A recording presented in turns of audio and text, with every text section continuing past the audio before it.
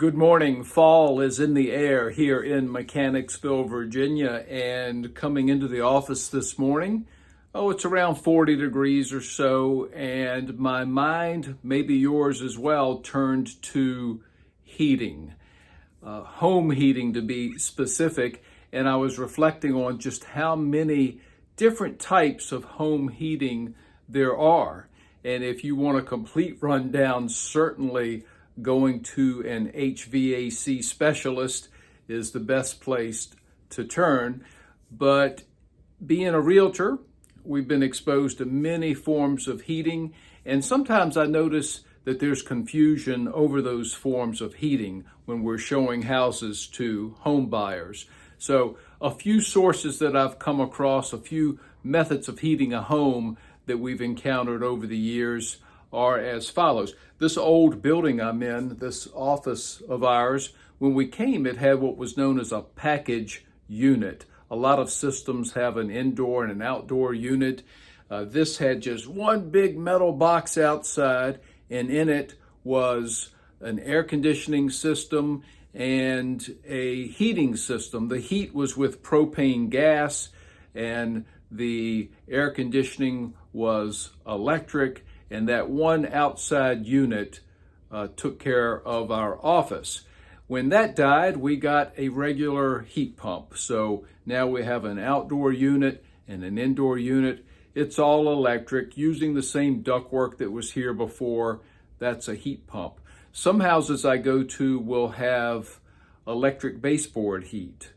You've seen those. Each room has its own little thermostat. Sometimes the thermostat's on the wall, sometimes it's down on the actual baseboard unit. Each room has its own heat. I've heard it said that it's not the most efficient form of heat.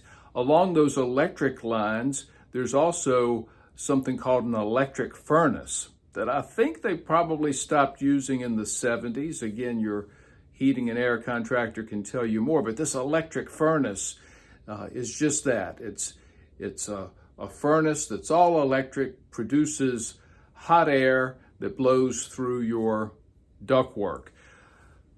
Forced hot air, we see that in all types of heating systems. There's oil forced air, so there can be an oil furnace, an oil tank outside, above ground, or sometimes buried, sometimes in the basement. But this fuel oil that you get on a regular basis, you get it delivered and your tank filled up, that will fire your furnace, and the oil furnace makes hot air, blows through the ductwork. Same type of system can be used with gas, either propane gas or natural gas if you're in an area that can have that piped in.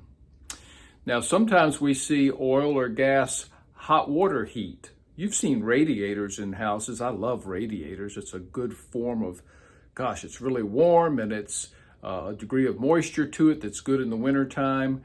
And radiators, can stand a few feet off the floor. You've seen them, but there's an oil or gas boiler that heats hot water, circulates it through the house, through all those radiators, through this piping, and again, can be oil or gas. Now, sometimes we see oil hot water baseboard heat. That can confuse buyers. We take them in, they see the baseboard units in each room, and they think electric baseboard. Sometimes people think that the only type of baseboard heat is electric. Not so.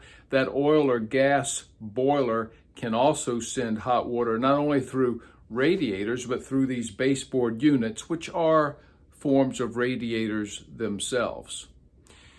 And beyond that, goodness, I've seen a big wood furnace outside of someone's house where the man would get up in the middle of the night and chunk some more big logs in this furnace that's going outside and staying very hot. He had a system that would circulate that hot air that was being produced by that wood furnace outside of his house.